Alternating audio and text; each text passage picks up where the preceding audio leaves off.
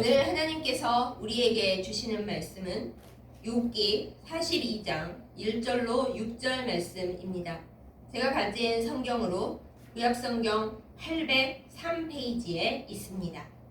욥기 42장 1절로 6절 말씀 제가 받들어 읽겠습니다. 욥이 여호와께 대답하여 이르되 주께서는 못하실 일이 없사오며 무슨 계획이든지 못 이루실 것이 없는 줄 아오니 무지한 말로 이치를 가리는 자가 누구니이까. 나는 깨닫지도 못한 일을 말하였고 스스로 알 수도 없고 헤아리기도 어려운 일을 말하였나이다.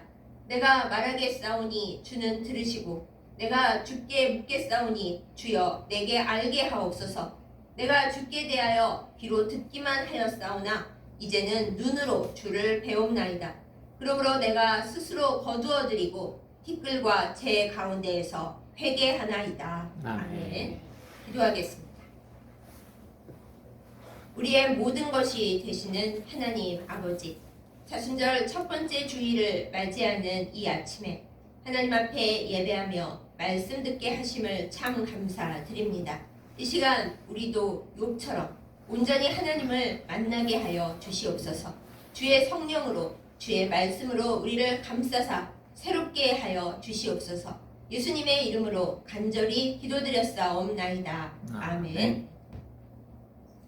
사순절 첫 번째 주일입니다. 지난주 수요일은 사순절을 시작하는 제의 수요일이라고 부르는 날이었습니다. 제가 그날 뉴스를 보다가 깜짝 놀라는 일이 있었는데요. 미국의 국무부 장관이 인터뷰를 하러 뉴스에 나왔는데 이마에 시커먼 십자가가 그려져 있는 겁니다. 대부분의 사람들은 그게 뭔지 잘 모릅니다. 미국의 기자들도 대체 저게 뭐냐라고 궁금해하는 사람들이 많아서 그에 대한 설명이 또 뉴스에 나왔더라고요. 그게 무엇이냐 하면 제의 수요일에 일부 기독교인들 중에서 그날 하나님 앞에 회개하는 것을 기념하고 생각하면서 제로 십자가를 이마에 그리는 것, 바로 그것이었습니다.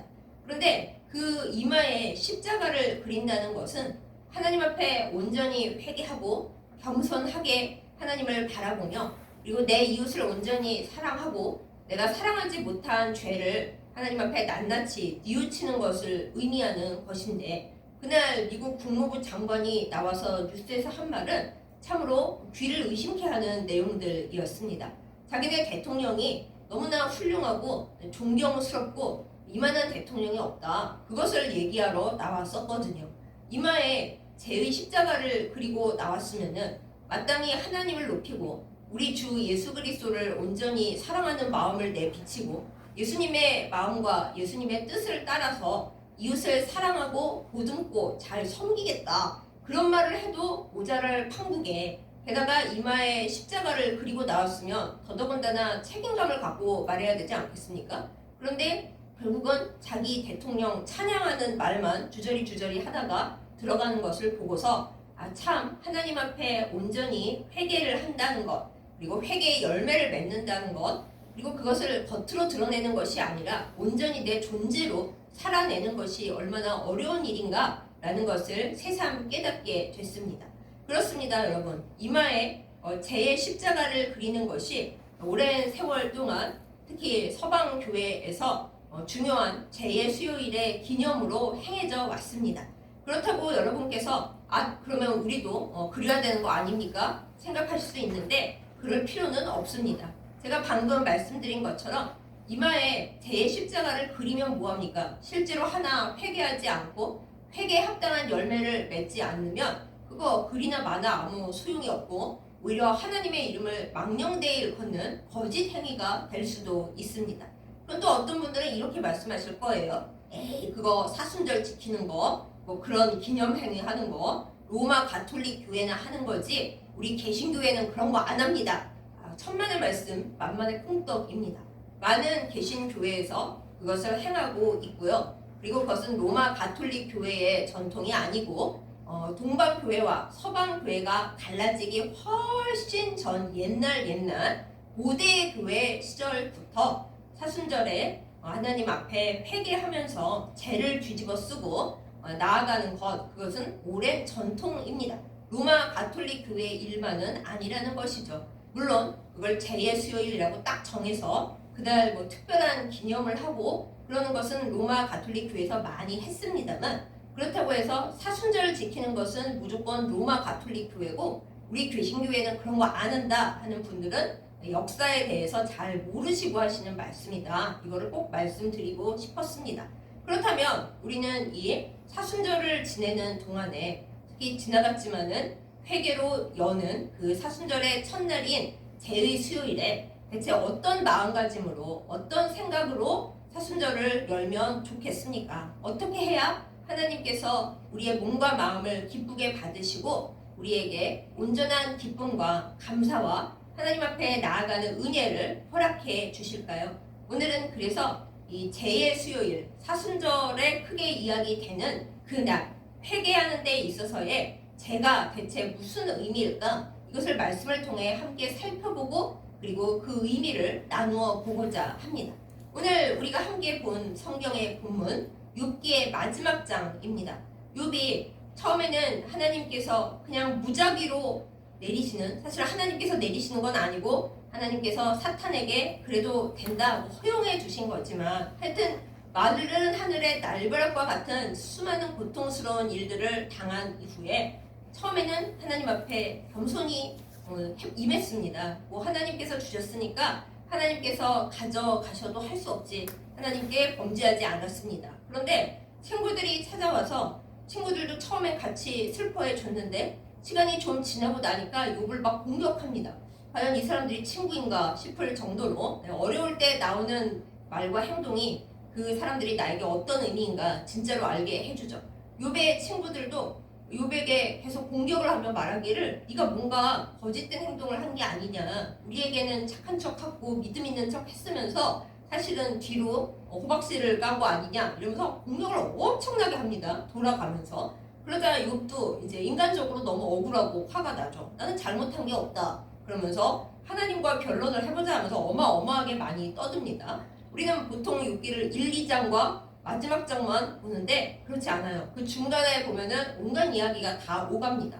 하나님께서 그들이 떠드는 것을 한참 지켜보고 계시다가 욥기 마지막쯤 부분에 오셔서 다다다다 하나님께서 쭉 얘기를 하시는데 그게 우리의 생각과는 달라요. 욥아, 네가 왜 고난을 당했고 그래서 어쩌고 저쩌고 얘기를 자세하게 해주시지 않고 너가 나한테 말할 만큼 이 세상의 이치를 다 아느냐, 이 세상의 창조 질서에 대해서 하나님이 쭉 얘기를 하시면서 이 모든 것을 만든 게 다 나다, 너는 이것에 대해서 뭘 얼만큼 만물의 이치를 알고 있니? 이렇게 질문을 하십니다.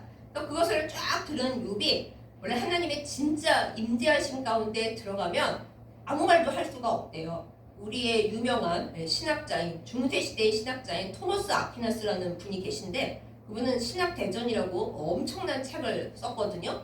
근데 그렇게 엄청난 책을 쓴 분이 어느 날 기도하다가 하나님과 아주 깊은 교통 가운데 들어갔습니다. 그런데 천재 학자로 불린 그 사람이 하나님과 그렇게 깊이 만나고 난 다음에는 글을 한 줄도 더는 안 썼어요.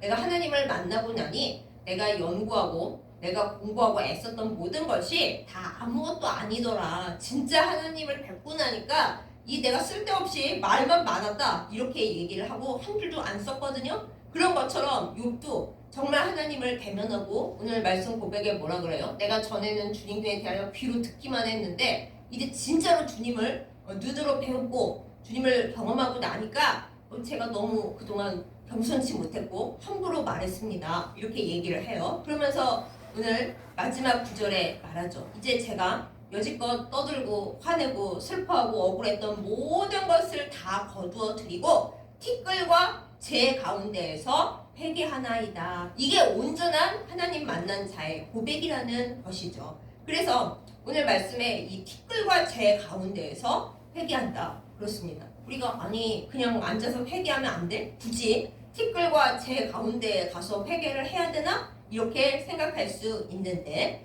전통적인 이스라엘 역사에서 하나님 앞에 나아간다, 나의 겸손함을 나타낸다 할 때 이 백성들은 다 티끌과 재를 뒤집어 쓰고 했고 그리고 베옷을 입고 했습니다.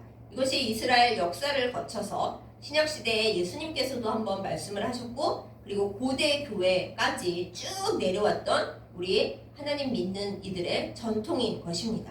그럼 먼저 성경 속에서 하나님께서 이스라엘 백성에게 회개하도록 이끄실 때 이스라엘 백성들이 어떻게 했는지 구약 시대를 먼저 좀 볼게요. 우리가 잘 알고 있는 에스더의 친척인 모르드게가 자기 유다인들이 자기 때문에 이제 다 죽을 입장에 처했다. 그거를 알게 되었을 때 어떻게 했습니까? 모르드게가 그 옷을 다 바꿔 입고 베옷을 입고 머리에 재를 뒤집어 쓰고 성중에 나아가서 통곡을 하면서 에스더에게 갑니다.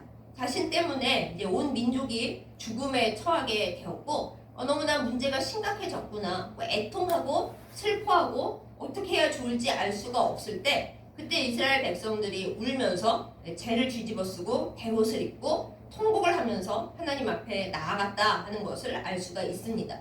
이때는 이스라엘 포로기 시대였는데도 이렇게 했다라는 것을 보면은 그 이전에 회개한다라는 의미로 이 재와 베옷을 어떻게 사용했나라는 걸 우리가 알 수 있는 대목입니다.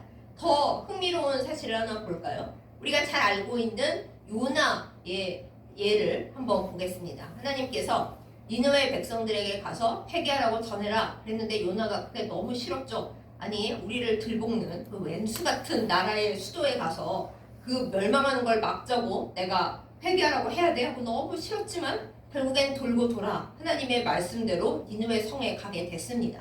그것도 제대로 회개하라고 말씀 전한 것도 아니고 40일 지나면 니느웨가 망한다 이렇게 성의 없이 외치고 다녔지만은 그런데 하나님께서 회개의 영을 부으시고 그 성이 구원을 받자고 이렇게 딱 상황이 연결되고 나면은 그렇게 성의 없이 말했는데도 백성들이 다 회개를 합니다. 니느웨의 왕으로부터 심지어 가축들에 이르기까지 죄다 베옷을 입고 머리에 재를 뒤집어 쓰고 하나님 앞에 죄를 회개했습니다. 이때도 보면은 베옷을 입고 재를 뒤집어 썼다라는 이 회개의 표현이 나오죠. 그리고 하나님께서 그 회개를 받으셔서 니느웨 성을 구원을 하신 걸 우리가 성경을 통해서 알 수 있습니다.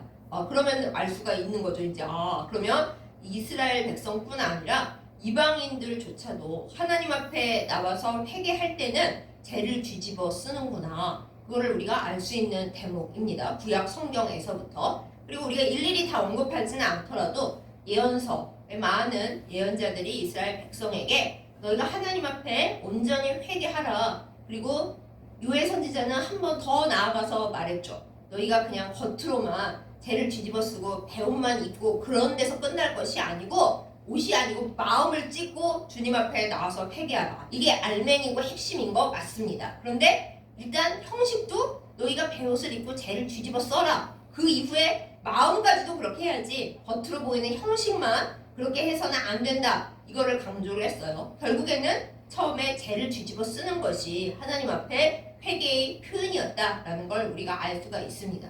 그럼 이제 여러분께서 그거야 예수님 오시기 전에 구약 때나 그렇게 하는 거지 예수님의 제자들은 그렇게 안 했잖아요. 이렇게 얘기하실 수 있는데 예수님 본인께서 이 재를 뒤집어 쓰는 회개에 대해 말씀하신 적이 있습니다.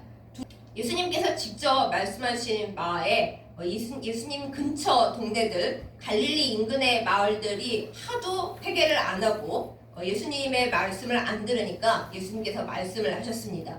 너희가 행한 이 모든 것들을 봐라. 너희의 이 완악하고 회개하지 않는 것을 봐라. 내가 행한 모든 일들, 이 모든 것을 두로와 시돈에 가서 행했더라면 그들이 당장 베옷을 입고 재를 뒤집어 쓰고 회개했을 거다. 예수님께서 직접 말씀을 하셨습니다. 그러니까 예수님께서도 회개하는 그 어떤 행위에 있어서 재를 뒤집어 쓴다라는 것을 확실히 알고 계셨고 그것을 그렇게 한다라고 얘기를 해 주신 거죠. 그래서 우리는 이 재를 뒤집어 쓰는 것이 단순히 옛날에 하던 형식이 아니라 예수님께서도 인정하신 행위구나라는 걸 또 알 수가 있는 겁니다. 이런 식으로 해서 재를 뒤집어 쓰고 회개한다라는 이 내용은 예수님 시대를 거쳐서 고대 교회에 이르기까지 교회가 분열돼서 동방 서방으로 나뉘기 전 그리고 그 이후에도 꾸준히 회개의 행위로서 전해져 내려왔습니다.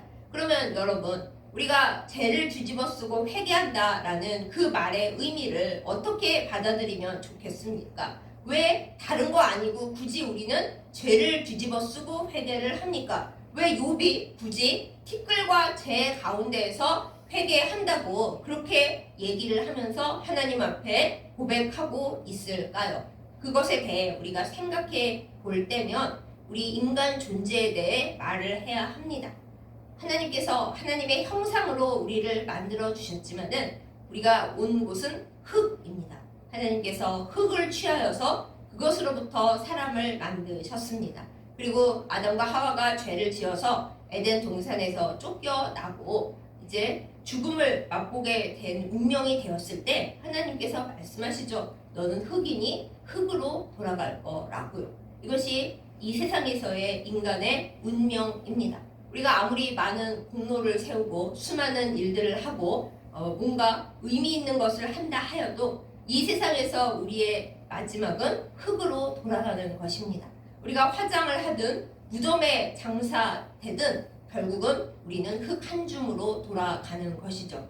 성경에서는 흙과 죄를 같은 선상에 놓고 얘기를 합니다. 결국 죄를 뒤집어 쓴다라는 것은 우리가 어떤 존재인지 하나님 앞에서 우리가 얼마나 작은 피조물인지 그것을 상징하는 것이라고 말할 수 있습니다. 회개한다라는 것은 무엇입니까? 하나님 앞에서 내가 교만하였고 나의 주제를 몰랐고 나의 분수를 몰랐으며 하나님 앞에 내가 어떻게 행동하고 어떻게 말하고 어떻게 생각해야 하는지를 제대로 알지 못했다. 이것을 나타내는 거잖아요. 그러면서 우리의 유한성을 하나님 앞에 고백하는 거예요. 하나님께서 우리에게 하나님의 생명과 숨결을 불어넣어서 하나님의 파트너로 삼아주시고 우리를 성령으로 인도하여 주셔서 주님 앞에 살아갔지만은 결국은 우리는 하나님께서 흙으로 만드신 유한한 피조물이라는 것을 기억합니다. 이것이 바로 머리에 죄를 뒤집어 쓰는 의미입니다. 우리의 슬픔과 우리의 고통과 우리의 아픔을 표현할 때 하나님 앞에 엎드려서 고백하는 거죠. 하나님, 저희는 이것을 감당할 힘이 하나도 없습니다. 하나님께서 훅 불어버리시면 결국 죄 한 줌, 흙 한 줌으로 돌아가는 연약한 피조물이라는 것을 주께서 기억하여 주시옵소서. 우리는 이토록 연약하고 이토록 모자랍니다. 이것을 고백하는 것이 바로 죄를 뒤집어 쓰는 일이라는 것입니다. 사랑하는 여러분, 회개에 대해서 어떻게 생각하십니까? 에이, 맨 처음 예수님 믿었을 때 통으로 하면 되는 거지. 그걸 뭐 사순절 돌아올 때마다 수요일마다 그거를 해야 돼? 라고 생각하시는 분이 많을 것입니다. 그런데 회개한다라는 것이 한 번 하고 그 이후로 안 하는 것이 회개라면 우리가 매일매일 저지르는 알게 모르게 짓는 모든 죄와 악과 그 잘못에 대해서 우리가 어떻게 하면 좋겠습니까? 맨 처음 예수님을 믿고 회개할 때는 내가 주님의 백성이 되었습니다. 이젠 주님 나라 사람으로 살겠습니다. 라는 고백으로서 회개를 합니다. 주님의 백성이 되겠다는 그야말로 아주 근원적인 회개인 거죠. 하지만 그 이후로도 우리는 연약해서 그야말로 흙으로 만든 연약한 피조물이기 때문에 계속 죄를 짓잖아요. 그거는 매 순간 예수님께서 입혀주신 최초의 그 옷을 예수 보혈에 빨래하는 심정으로 주님 앞에 나아가 나의 죄를 고백해야 됩니다.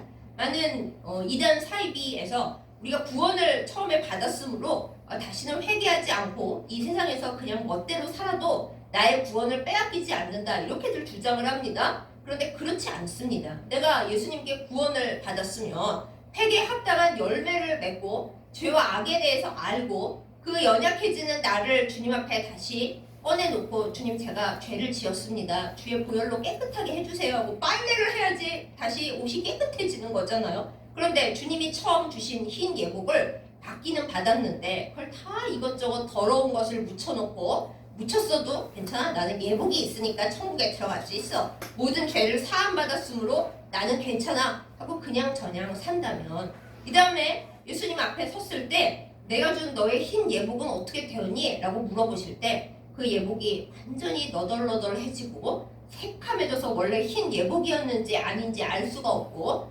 여기저기 다니느라 다 찢어져 버렸다. 그럼 어떻게 예수님 앞에서 설 수가 있겠습니까? 그래서 회개라는 것은 한번 예수님 앞에 와서 잘못했다 얘기하고 이마에 제의 수요일에 제나 그려서 십자가 모양으로 만들어가지고 되는 게 아니라 주님께 진정 회개하고 내가 유한한 피조물이라는 것을 깨닫고 주님 앞에 날마다 엎드릴 때 그때 온전한 회개가 이루어지는 것입니다. 사랑하는 여러분, 우리는 이제 사순절의 첫 번째 주일을 지나가고 있습니다. 사순절이 무엇입니까? 슬퍼하는 절기입니까? 아닙니다. 많은 사람들이 사순절은 음침하고 깜깜하고 특히 로마 가톨릭교에서 분위기를 그렇게 만들어놔서 늘 슬퍼하고 울고 뭐 그러는 절기라고 생각하실 수 있는데 그게 아닙니다. 사순절의 끝은 부활이기 때문입니다. 우리의 모든 연약함과 우리의 모자람과 사실 이 세상에서는 흙 한 줌으로 돌아가는 그 모든 허망함이 허망함으로 끝나지 않습니다. 우리가 예수님의 고난을 생각하며 많이 기도하고 우리의 연약함과 부족함을 회개함으로 나아갈 때 그 끝은 우리 주 예수 그리스도께서 우리에게 주신 새 생명의 부활로 나아가게 됩니다. 사랑하는 여러분, 이것을 주님 안에서 온전히 믿으시기를 예수님의 이름으로 축복합니다. 그 부활로 온전히 나아가기 위해서 우리는 우리의 연약함을 주님 앞에 솔직하게 고백해야 마땅합니다. 내가 연약하니까 나는 나를 방어하고 남들에게 내 연약함을 절대 들키지 않고 내가 알아서 살겠다. 그 끝은 처량함과 허무함과 아무것도 아닌 것이 되고 맙니다. 우리가 우리의 연약함을 붙들고 있으면 결국 마귀는 더 큰 것으로 우리에게 와서 우리를 쓰러뜨립니다. 다시 한번 욥의 예를 들어볼까요? 욥이 모든 것을 잃었습니다. 그야말로 하나님께서 사탄에게 말씀하시기를 욥의 생명 빼고는 뭐든지 네가 그렇게 해도 내가 허용하겠다 그러시잖아요. 생명만 빼고 생명만 빼고 모든 것을 다 뺏긴 사람이 바로 욥입니다. 그런데 욥이 아니야 괜찮아 하나님을 그냥 찬양하고 어떻게든 견뎌볼래. 그럴 땐 되지가 않았어요. 되는 것 같았지만 친구들이 와서 공격하니까 결국에는 무너져서 나는 죄가 없다. 나는 억울하다. 하나님께서 나의 억울함을 알아주시기를 원하노라. 우선은 그냥 막 망가져 갔습니다. 결국 욥을 다시 제자리로 되돌린 것은 그가 자신의 연약함을 알고 하나님의 크심을 알고 감히 창조주 하나님께 내가 대들 수 없다라는 것을 인정하게 되었을 때 겸손하게 티끌과 재 가운데에서 모든 것을 거두어 드리고 하나님을 온전히 바라봤을 때 그때 욥의 문제가 해결되었습니다. 사랑하는 여러분, 여러분에게는 어떠한 문제가 있으십니까? 우리가 그냥 이 세상을 살아가느라고 아유 저에게 물질 문제가 있어요. 저는 건강 문제 때문에 너무 힘들어요. 아유 자식과 남편과 부인 때문에 너무 괴롭습니다. 또 어떤 분들은 저는 교회 공동체가 사실 제일 힘듭니다. 갖가지 지금 살아가는 이 생의 문제로 어렵다 하실지도 모르겠습니다. 그러나 사실 우리의 영혼 속에 가장 깊은 문제는 내가 하나님과 온전히 동행하고 있는가, 하나님을 온전히 알고 있는가, 내가 피조물로서 하나님 앞에 진정 겸손한가, 주님의 지도 가운데 살고 있는가, 이것일 것입니다. 그리고 이 진정한 복음의 열매를 맺기 위해서는 예수님의 말씀을 반드시 기억해야 합니다. 예수님께서 이 세상에서 복음을 전하실 때 제일 처음 하신 말씀이 무엇입니까? 회개하라, 천국이 가까웠느니라 입니다. 우리가 주님과 함께 온전한 천국을 이루고 살아가기 위해서는 온전한 회개가 필요합니다.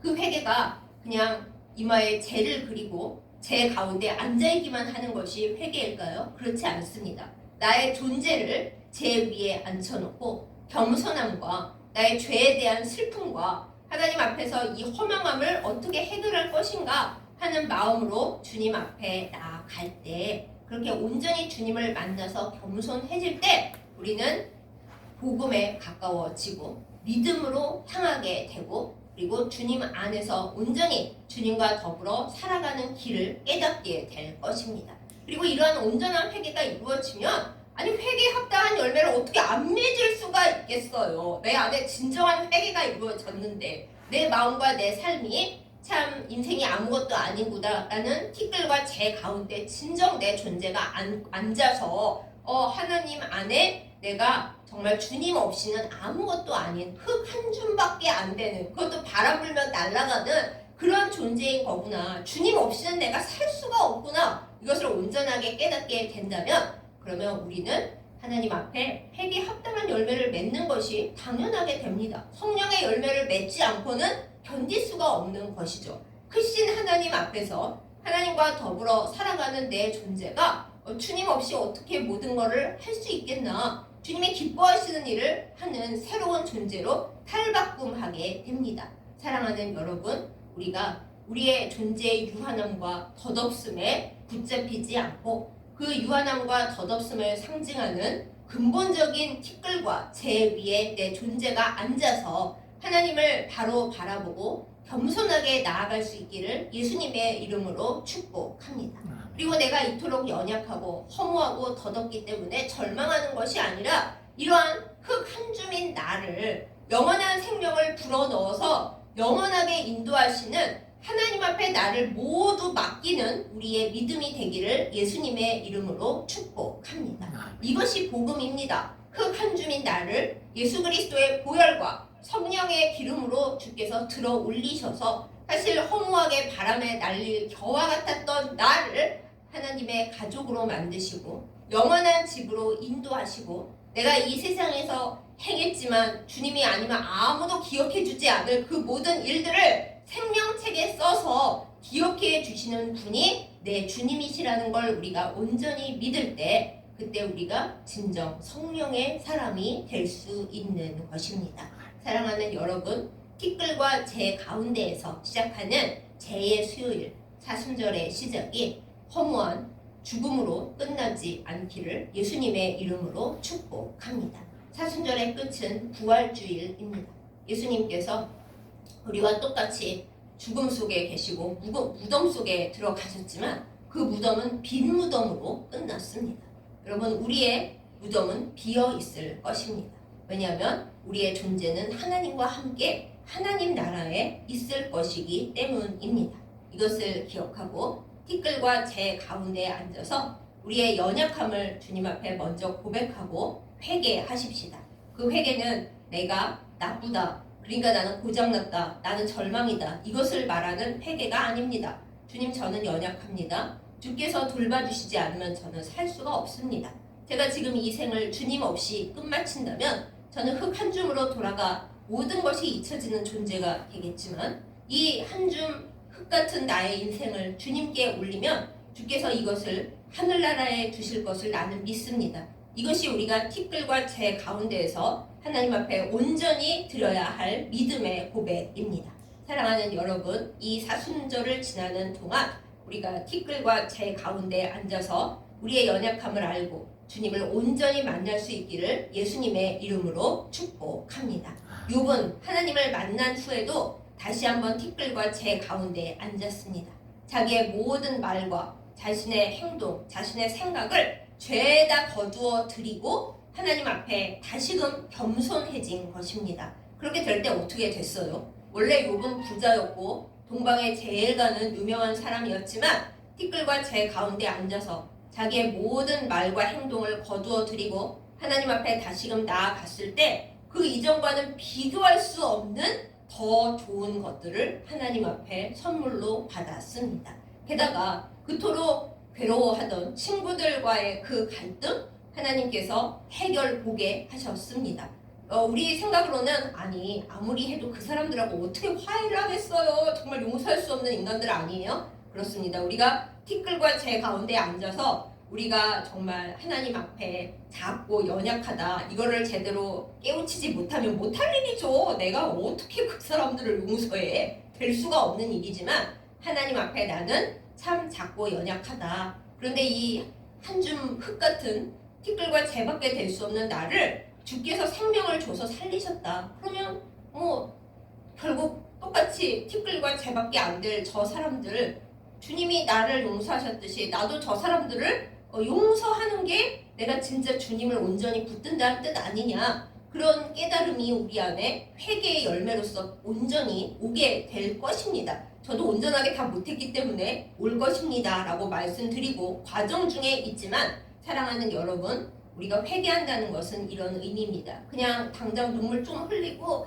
주님 잘못했어요 하고 다시 나가 되짓는 게 아니라 티끌과 재 가운데 앉아서 주님, 저는 정말 작고 초라하고 허무한 존재이지만 주님이 저를 새 생명으로 끌어올리심으로 그 생명 가운데 내가 원래의 나로는 할 수 없었던 일들을 주님의 은혜로 행합니다. 이걸 고백하는 것이 우리가 티끌과 재 가운데에서 새로 만들어지는 존재에 해야 할 일입니다. 그래서 욥이 어떻게 했어요? 하나님께서 그들을 위해 중보기도를 하라 그러셔서 하나님 안에 내 모든 것을 거두어 드리고 티끌과 재 가운데서 회개한 그의 합당한 열매로서 친구들을 위해 중보기도를 했습니다. 그래서 친구들도 살고 욥은 당연히 예전보다 훨씬 더 좋게 살게 되어 있었던 거죠. 사랑하는 여러분, 우리가 티끌과 재 가운데서 허무와 절망과 고통 가운데 있지 않기를 예수님의 이름으로 축복합니다. 그것은 지나가야 하는 과정이지만 그거는 끝이 아닙니다. 다시 한번 말씀드립니다. 사순절은 재의 수요일로 시작합니다. 그러나 부활주일로 끝납니다. 그 가는 과정 중에 재를 뒤집어 써야 하고 예수님이 걸어가셨던 고난주간을 맛봐야 하고 때로는 십자가에 우리의 죄와 정욕과 욕심을 혈기를 못 박아야 하는 순간도 있고 때로는 무덤에 내려가는 것 같은 절망과 어두움을 경험하는 순간도 분명히 있습니다. 그러나 그것이 끝이 아님을 우리가 반드시 기억하기를 예수님의 이름으로 축복합니다. 티끌과 재 가운데에서 절망을 바라볼 것이 아니라 티끌과 재 가운데에서 회개하라, 하나님 나라가 가까이 왔다 말씀하신 예수님의 말씀을 기억하면서 니느웨 백성들이 티끌을 뒤집어 쓰고 재를 뒤집어 썼을 때에 구원받은 것처럼 우리에게도 그러한 구원이 온전히 임하기를 예수님의 이름으로 축복합니다. 또한 그렇게 할 수 없는 우리의 주변에 사랑하는 사람들을 위해서도 우리가 재를 뒤집어 쓰고 통곡하고 애통하며 기도해야 하겠습니다. 모르드게가 백성들이 다 죽게 되었을 때 통곡하고 기도하고 금식하면서 하나님 앞에 나아가 결국 모든 유대인들을 구원한 것처럼 먼저 믿고 먼저 그 죄와 악의 슬픔을 아는 우리들이 다른 사람을 위해서도 기도할 수 있기를 바랍니다. 나라가 많이 어렵습니다. 우리 그리스도인들은 나라의 죄와 악과 슬픔도 우리가 뒤집어 쓰고 기도하는 것이 맞습니다. 우리가 나라를 하나님의 능력 안에 구할 수 있습니다. 우리가 구하는 것이 아닙니다. 우리가 회개하고 우리가 주님 앞에 나아갈 때 주께서 우리의 회개를 받으시고 나라를 구해 주실 것입니다. 그러한 은혜가 우리 모두에게 있기를 티끌과 재 가운데에서 새롭게 태어나고 새롭게 온전해지는 우리가 되기를 예수님의 이름으로 축복합니다. 아멘. 기도하겠습니다. 사랑하는 하나님, 흙 가운데서 우리를 창조하셨다는 그 사실을 믿음과 겸손함 가운데 받아들입니다. 우리가 눈에 보이는 것으로만 이것을 받아들이면 참 인생이 허무하고 덧없고 애쓰고 수고하는 것이 무슨 의미가 있을까 답답해지고 아무것도 하기 싫어지지만 하나님, 그 티끌과 재 가운데에서 하나님께서 우리 인생에게 어떠한 일을 행하고 계신지 또 앞으로 어떻게 하실지를 깊이 믿음으로 바라보는 저희들 다 되게 하여 주시옵소서. 아무도 나의 삶을 기억해 주지 않고 흙 한 줌으로 돌아갈 인생을 하나님께서 사랑하셔서 생명을 주셨고 성령을 주셨고 우리 주 예수 그리스도를 통하여 영원한 삶과 부활을 주신 것을 기억합니다. 그러하기에 이 연약함과 이 모든 허무함을 다 모아 티끌과 재 가운데 앉아서 나의 존재를 주님 안에 온전히 올려드립니다. 주여 우리의 연약함을 불쌍히 여겨 주시옵소서. 우리의 죄와 악을 용서하여 주시옵소서. 하나님을 바라보며 회개에 합당한 열매를 맺게 하여 주시옵소서. 욥이 티끌과 재 가운데 앉아서 회개하면서 모든 잘못된 말과 행동을 거두어 드렸을 때 하나님께서 그에게 더 큰 복을 내려 주셨던 것처럼 우리도 이 사순절을 지나는 동안에 하나님 앞에 깊이 회개하고 주님을 만남으로 인하여 부활의 큰 기쁨으로 나아갈 수 있도록 인도하여 주시옵소서. 하나님, 나라가 참으로 어려운 중에 있습니다. 우리 그리스도인들이, 우리 교회가 이리저리 들뜨지 않게 하여 주시고 흥분하지 않게 하여 주옵소서. 나라의 슬픔과 모든 연약함을 우리가 끌어안고서 티끌과 재 가운데 앉아 기도하고 회개하여서 주님 안에서 나라를 살릴 수 있도록 주여 우리에게 성령의 능력을, 회개의 영을 크게 부어 주시옵소서. 우리를 티끌과 재 가운데서 구원하여 영원한 하나님 나라의 백성 삼으신 사랑하는 예수님의 이름으로 간절히 기도드렸사옵나이다. 아멘.